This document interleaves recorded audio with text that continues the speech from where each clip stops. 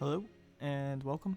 My name is Azuki, as you can see here. But I am normally a Challenger TFT player, but I started Clash Royale about a week ago, and I grinded a little bit. I grinded like right when the pass was like swapping, so like I do have a decent bit of cards, but I wasn't really. I was kind of playing Clash Royale to take a break, from TFT, and in doing so, I was able to see and play Merge Tactics, and as you can see, I am in Diamond, and there's a lot of things that are actually pretty similar, or not. Well, they're both auto chess games, but a lot of like principles that I see a lot of people don't really follow, and a lot of philosophy that has been built up in the TFT community for the last 15 sets that a lot of people in Merge Tactics don't really know. And I think it's giving me quite an edge because the level of your cards actually does affect what you're doing in Merge Tactics. So like, for example, if I can find it, my level 8 knight versus a level 15 knight, I noticed that my knight would just always lose. And apparently you get 2% stats per card level. So if you 2-star a unit, which is also usually doubling their stats, you're also losing out on 15 minus 8, 7, 14% stats for rank 1 and then 14% off rank 2 as well. So I do have to play this game at a disadvantage, but I'm still able to make diamond. And I'll take you through a few games and kind of show you the ins and outs of my strategy and my philosophy behind what I'm doing. So I did start this season, so I don't have the Spirit Empress, or else I would play this. This ability right here gives you just such a massive elixir advantage. I don't think it's very close. And then for the Goblin Queen, you actually have to win fights. And you'll probably see in this video why it's so difficult for me to win fights sometimes, especially early game fights. And it's all about generating early econ. Let's say you're playing Goblin Queen and you get dropped a Goblin Machine in their first 2 fights. Then that's going to equal just losing as the Royale King. Or getting 3 to 4 merges, which can happen in a lot of the galaxies. By galaxies, I mean the little modifiers, they call it in Merge Tactics. So, without further ado, I'll get into some of my philosophy and what got me to Diamond. So I'm playing the Royale King because I'm playing at a disadvantage since my cards are lower level and I started last week. I have no way of actually making them equal level to my opponent's cards. And that means a lot of my early games, if we play the same units, which there is definitely a meta to playing what units, like playing goblins early, is something a lot of people do because it can guarantee you a merge, especially if you're playing the Spirit Empress. And that can kickstart and make you go up 10 elixir by round 3, which is pretty unfair compared to not being able to do that. So a few things that I really think about and try my hardest to do in Merge Tactics is I really try to play the strongest board I can possibly play every single turn. Like for example here, there's a good mix of frontline and backline units. And I just want as many frontline units and backline units to be as balanced as possible. So let's say I want 3 frontline, 3 backline. Let's say I want, especially this, like you can also look. So this is 75 DPS. This is 110 with quite a bit more HP. And I just get rolled.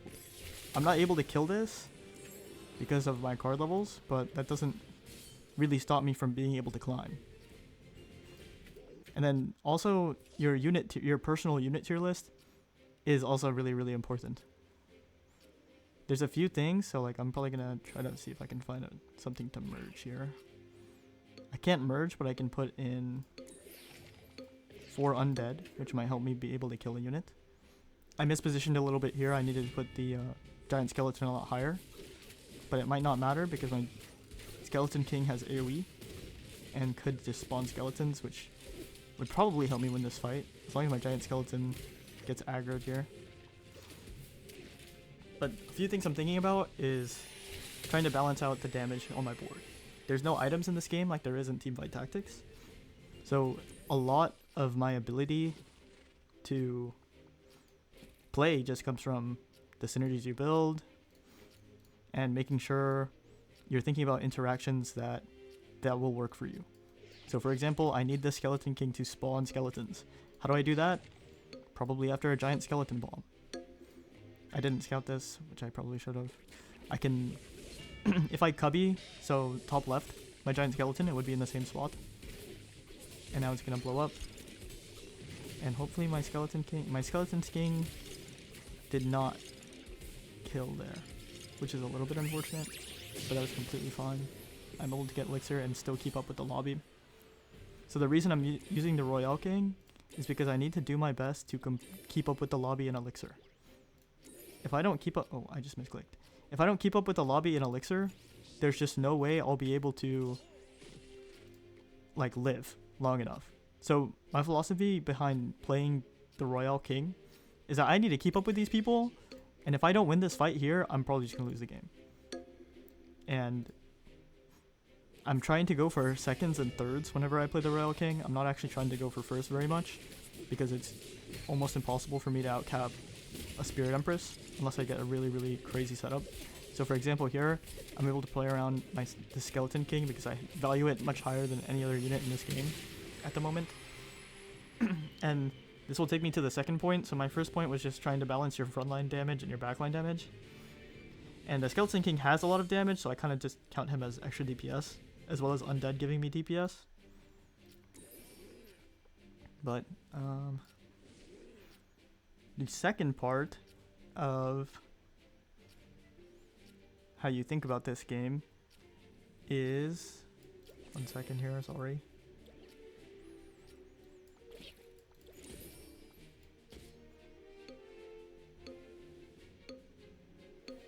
Is your HP preservation ability. So if you're not allowed, like, if you can't save enough HP to lose a few fights later in the game, well, you're probably just gonna lose the game, right? I also played the Executioner here because it's my highest damage card. If I sold, there's nothing else I could have really sold for. But also, since Skeleton King counts as extra damage, I was able to just have enough damage to play this fight. Okay, and then we get our second. So the real challenge of climbing almost in any game is how consistent you can play. So for example, this guy can cap out really high. He has 5 things on his bench. He's probably going to hit 3-star everything because he's playing Spirit Empress, and he's probably up 20 Elixir on me. But I was able to play a strong enough board at all points in the game that I minimized my HP loss. So now I won't win this game. I'm very aware that I won't win this game. Let's see if I can blow up on the Goblin Machine, and then my Skeleton King might be able to make some skeletons here. But I'm aware that I won't usually win or cap out any higher than anyone else, so saving my HP is the most important thing. And to save HP, you need to hold a lot of your 2-star units, or have a very good tier list of what is actually going to win you the game. So what units are very strong and what units are going to be able to sustain you mid-game are the best units in the game for me, right? So in this case, I'm able to start building toward Ace as well, because in that last fight I didn't have enough damage. So I'm trying to remedy the last issue that I had, which was not having enough damage. So maybe with Ace in, I'll be able to do a little bit more damage. But he's also going to be able to get a little bit stronger here. Let's go ahead and give the Juggernaut buff to our units. As well as, I don't have the Blaster synergy in, so I'd rather have my Executioner hit something and hit multiple targets. So right there I was trying to hit multiple targets, and if I move him up, I'll be able to use the range of my Executioner for the backspin to maybe hit something. So after watching this fight, I can put my Executioner top right one more, and it can hit through the Goblin Machine if I'm able to get another fight. Okay, and we're not able to get another fight. But we get a top 2, which is the key to climbing as high as you possibly can. So I'm not going to jump into another game instantly. I'm going to try to review a little bit of what I just did, and how I just did it, but I tried to save as much HP as possible. Whenever you make a merge, those units are much, much, much stronger than other units. And when I lost, I bought units that I thought would be very strong, or units that would get me a reroll. And what I mean by getting a reroll is every shop costs the elixir it takes to buy a unit, which is basically 2 elixir.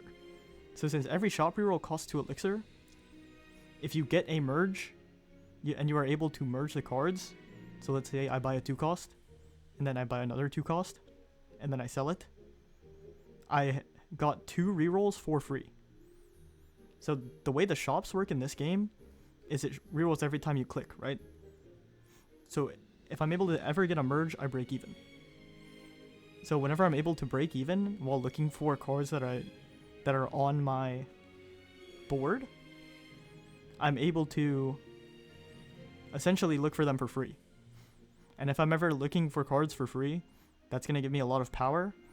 And all you really need to think about in this game is trying to have as much power as possible and balancing your traits and your damage as much as you possibly can. So if you're playing for a longer fight, play Rangers. Especially in the early game, playing Rangers is very strong. If you're looking for a little bit of a faster fight, play some blasters. And then also the Musketeer can help you in a longer fight because it has stuns. And then we can get into the second thing that I think of when I'm playing this game. And it's going to be CC, DPS, and tank. So to balance your board between CC, DPS, and tank. Also, I got very, very lucky here. So I have a 2-star Barbarian. And this guy is most likely going to sack. Okay, since he's losing on purpose, I'm going to be able to use this modifier to get a 4-star or 4-cost unit. And this is nice. So I'm not using the Royale King. I'm not using his ability yet. And I'm probably not going to be able to proc Echo Bench this fight. But the thing is, if I'm able to do 3 damage to the next person that I play, that is infinitely more valuable than getting another unit. And I say that because I'm not here to win the game. I'm here to go second and third. I'm here to be as consistent as possible. So in this case, hopefully I'm able to kill this baby dragon. 170. Good. And my Barbarian's very, very strong. So now this person's in danger of just straight up losing the game.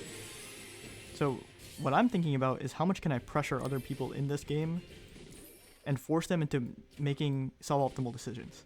There's a very, very big idea in teamfight tactics. It's called like playing for tempo. And that's like leveling early, trying to be as strong as possible at all points of the game. And they get econ leads by being very strong because there's win streaking.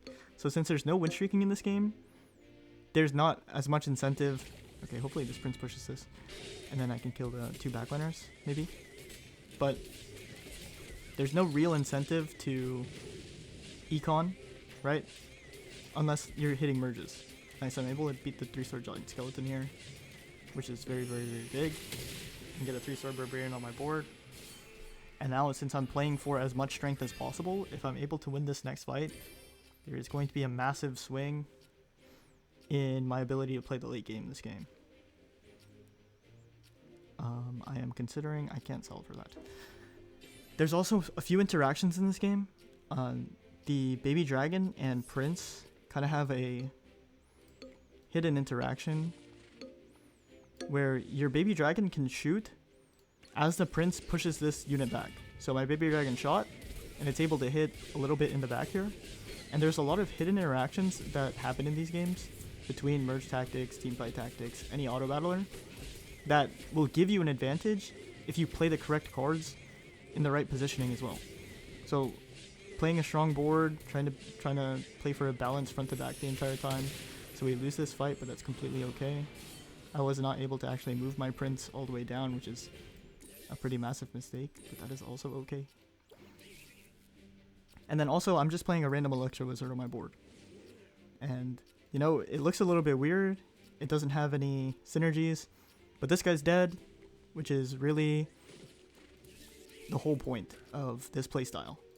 is you have to do as much HP damage as possible. I'm guaranteed top 3 now. So now I'm not going to lose a lot of crowns. And, you know, you have to play some random stuff on your board sometimes.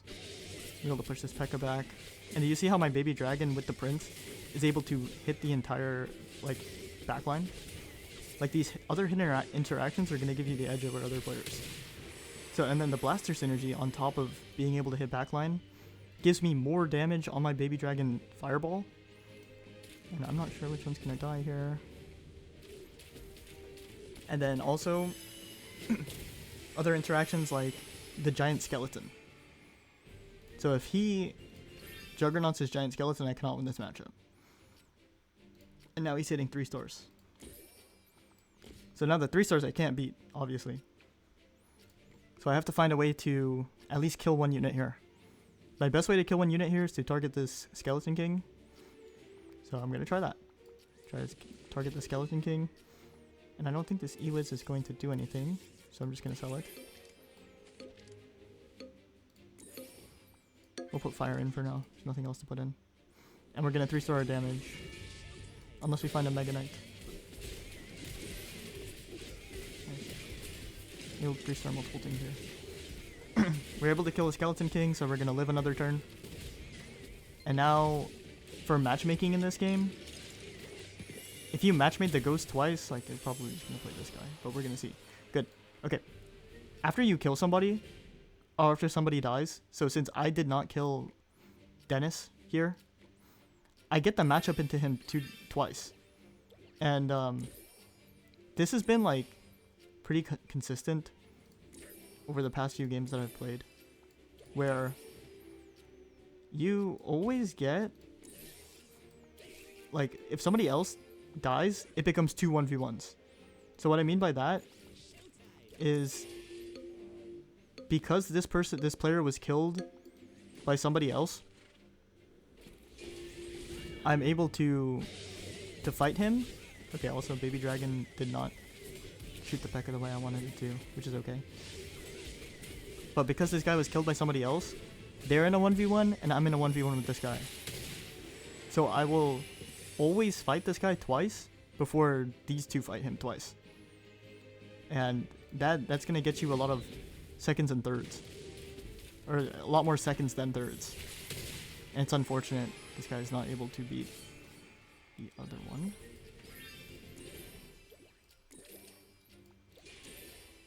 Okay. We'll see. They have Juggernaut buff, so it will be quite difficult to beat them. The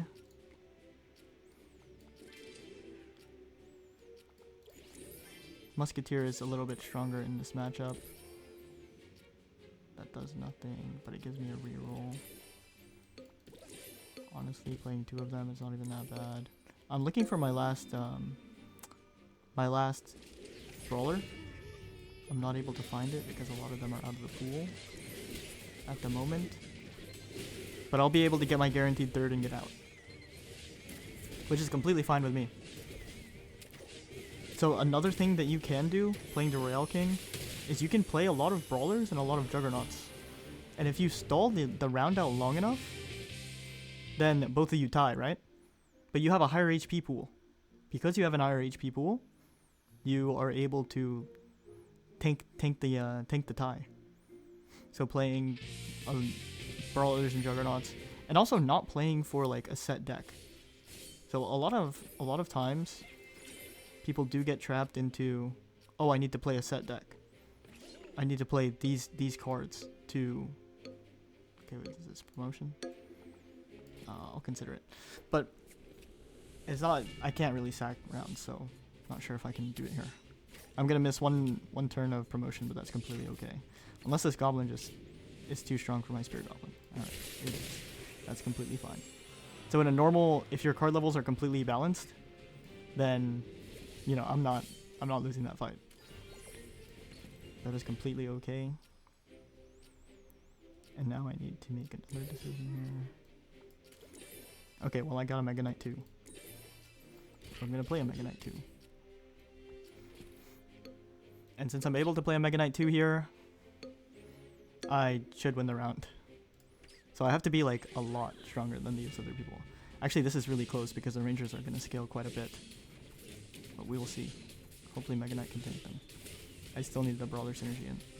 It's looking like I'm losing. Oh. That's okay. I'll go for the Brawler synergy now.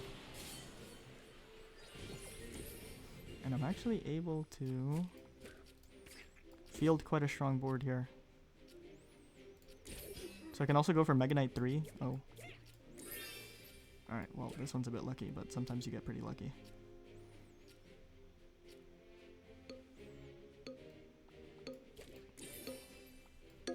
Nice. So, another thing about promotion is the next thing that I'm thinking about is either going for a Mega Knight 4, but really I just want to upgrade my other units. So I don't actually need to promote like the highest cost unit in my shop. I can promote 2 costs so I can get this Executioner. I can promote 3 costs so I can get a Baby Dragon. I can promote whatever I want, right? Okay, I think I get the matchup into the least HP. Nice. Now I'm thinking about trying to get Juggernauts so I can protect from later game CC. And whatever is going to keep me strongest this game. It doesn't look like he has that much elixir, so he's probably going to be stuck on that board. And I should be able to claim myself a win here. We see the Baby Dragon, so we're going to roll the 2 cost. The other thing I could have done is, like, you know, sold this Prince, but I don't want to ever get weaker. If I'm ever getting weaker, I'm probably going to lose the game faster. And I want to save as much HP as possible. And it's giving me the ability, especially with this 3-star Mega Knight. And now I should get the matchup into the next 1 HP person because I haven't fought them this yet. Okay, perfect. And here is a Juggernaut that I want eventually. This has no synergy on my board, but it's probably going to do more DPS than most anything. I can also, okay, Assassins are pretty good in this matchup. So because Assassins are pretty good in this matchup, I have the ability to make another decision here. Go ahead and put my Goblin on the Executioner here. Hopefully it's going to be able to do a lot of damage. I don't necessarily need to kill it because my Mega Knight 3 will AoE it down eventually. Hopefully. The AoE doesn't actually hit it. And the Goblin, being under leveled as it is, was not able to kill the Executioner. But hopefully that is completely okay. I think the chip damage is going to make a difference here. It did not, unfortunately. But Assassins ended up being good in that matchup, and I was able to try to make a play to win the matchup. But we are back in the spot where we can use our Prince and Baby Dragon combo again. So if he doesn't have Juggernaut, I can push back a unit. So I'm probably going to push back this P.E.K.K.A. and try to use my Baby Dragon to deal damage. So another thing about using this Baby Dragon Prince combo is you can add Assassins. So now my Assassin will jump the back line, my Prince will push whatever's up here, and then my Baby Dragon will hit. So unfortunately my Prince ended up hitting another Prince, but if it were to hit another unit, the interaction would have happened quicker, where my Golden Knight and Baby Dragon combo would have instantly deleted something in the back. So this, the Prince is just bad in this matchup now. End up finding a Royal Ghost, probably just better. And maybe I can go for Undead. And there does happen to be an Undead Brawler in the game. But I'm gonna field some Undeads for now. If I can make it to the Giant Skeleton, so I'm gonna roll. Oh, I found the Giant Skeleton, perfect. And I'm gonna keep the Assassins. And I'm gonna keep the Baby Dragon trying to AoE this as much as possible. But the other thing, and the last thing that I'd like to talk about is just how you position your units. It's extremely important in this game. And it's pretty much the only reason I'm able to climb as high as I can. Or as I was able to. I mean, if you can position your units properly, there's a really high chance that you are going to win a lot of fights that you should not be winning ever. And whenever you start doing that, that's going to be like the big outplay factor, and that's honestly what makes a lot of these games fun for me. I think being able to hit that extreme crazy outplay is what makes it pretty fun for me to like not actually be that strong. And now he just 3-starred everything, which is a little bit unfortunate for us. But we should be able to position just fine. Goblin machine. Okay. So now this positioning was worse. As you can see, the interaction, my Royal Ghost was supposed to go invisible, and my Baby Dragon was supposed to hit full clump, but we end up losing, which is completely fine. I'm able to get another second, just using the same strategy of trying to be as strong as possible at all points in the game. And I guess that'll be it for now. If you do want to see more content, or for me to go a little bit slower or more in depth, this was a little bit quick because of trying to think while playing the game. I can do a little bit more of a guide or show more videos on how I really think and try to be consistent while playing at a little bit of a disadvantage. Thanks for watching, and I'll catch you in the next one.